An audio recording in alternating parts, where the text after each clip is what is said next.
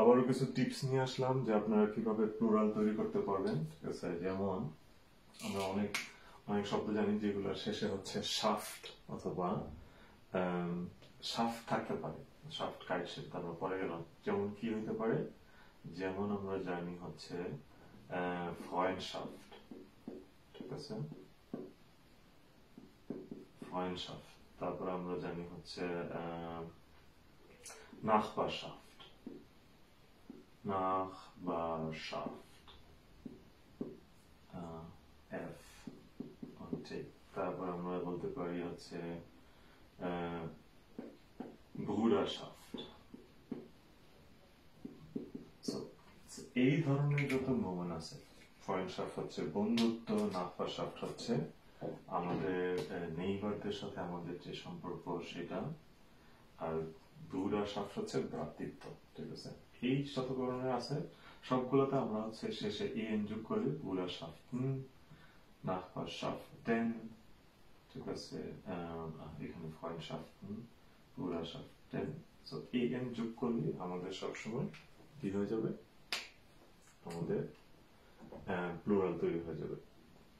আরো একটা আছে, সেটা হচ্ছে যেখানে আমরা এ আর যোগ করে আপনারা প্লুরাল করতে পারেন। সেটা কি? সেটা হচ্ছে যে যেমন আমরা জানি হচ্ছে বিল্ড। সো কিছু শব্দ আছে, যেমন একটা সহজ দিয়ে শুরু করি, সহজটা সবার জানা। আমরা জানি হচ্ছে কিন্ড। ঠিক আছে, আমরা জানি হচ্ছে বিল্ড। তারপরে আমরা জানি হচ্ছে শিল্ড। শিল্ড অর্থ কি সেটা সবাই জানার কথা। তো এই ধরনের যত শব্দ আছে সবগুলোর শেষে আমরা কি অ্যাড করতে পারি, আমরা হচ্ছে শেষে এ আর যোগ করলে প্লুরাল হয়ে যাবে। কিন থেকে কিন্ডার, বিল্ড থেকে বিল্ডার, শিল্ড থেকে শিল্ডার। ওকে, তো এইভাবে আমরা প্লুরালের প্র্যাকটিসে যেতে পারি। এবং প্লুরাল সবসময় কি, প্লুরালের আর্টিকেল সবসময় হচ্ছে, আবার মনে করিয়ে দেওয়ার জন্য, সব সময় the article. Okay, so plural মানে হচ্ছে সবসময় দি আর্টিকেল।